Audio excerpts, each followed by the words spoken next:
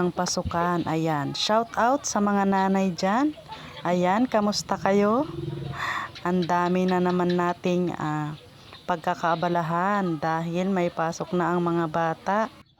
Ayan, busy ako sa pagsulat ng pangalan ng aking anak sa kanyang notebook. Kasi baka mawala, kaya nilagyan ko ng pangalan. Siyempre, medyo wala pang alam itong anak ko pagdating sa mga ganito, kaya ayan, nilagyan ko ng pangalan para hindi mawala ang kanyang mga gamit. Ayan. O, di ba? Kapag nanay ka, maraming obligasyon na kailangan gawin. Pero sige lang, sipag lang tayo. Ayan. Nagluluto pa ako ng sinaing dyan habang nag-aasikaso sa aking anak. Ay naku, hindi ko na alam kung anong unahin ko. Buti na lang may mga kapatid akong tumutulong sa akin. Ayan. Sila yung nagpaligo sa aking anak dahil ayan. Tingnan nyo, nagliligpit pa ako ng mga gamit ng aking anak. At magpapabihis pa ako sa kanya. Buti na lang yung sinaing ko luto na. At itong aming bulinggit nakakain na. Kanina pa. Ayan. Pinakain ko na siya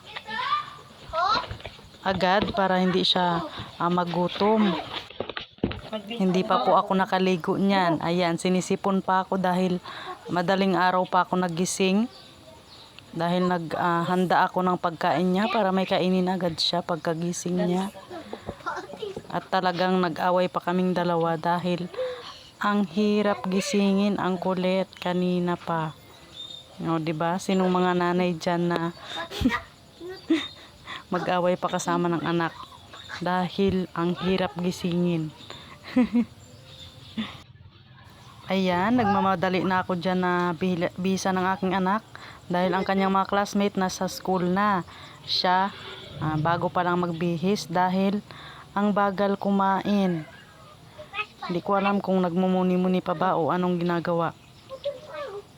At syempre, maghahanda pa ako ng almusal ng aking asawa. Ayan.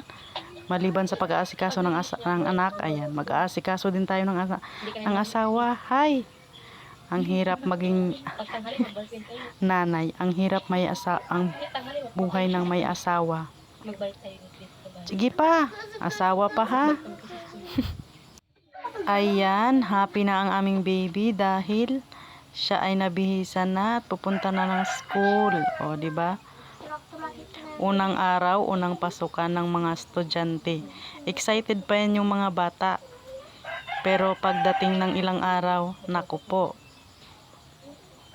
mag-aaway na kayo dahil ayaw nang pumasok. Buti na lang itong anak ko masipag. Kahit tanghali na gumising.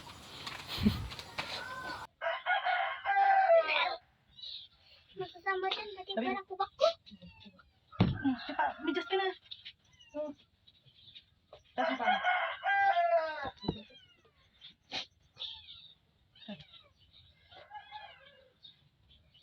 Nakakalit kita na rin. Kung hindi na lang. Doon. Sunod din to ano niya. Mag-isang araw siya din. Sekundit siya nagbaon na yung sekundit. May just din siya ganito. Wala. Hindi kayo na doon. Siya sa kanya magkakaroon na rin. Anong grade? Kinder, educate. Doon sa may club na parang school na. At doon siya magkakaroon. Ay, siya. Na? Akala ko doon ka sa kay mamang. Ha? Akala ko doon kay mamang. Sino yan? Di mamang. Good boy na rin po yan dahil ayaw niya nang hinahatid siya sa school nila. Gusto niya siya na lang mag-isa. Simula nung prep pa po yan siya, ayaw niya na yan na hinahatid ko siya sa school. Gusto niya siya na lang po mag-isa. O, diba? Ano, bago to? Wala nga. Wala. Ayan, pupunta ng school ang aking anak. Pero, flag ceremony na. Kaya Ayan. mo lang. Kaya talagang pinapunta ko na Pasok na doon. doon. Ayaw niya na yan Sige na. magpatid mga lods. Kaya Bye-bye. siya lang mag-isa.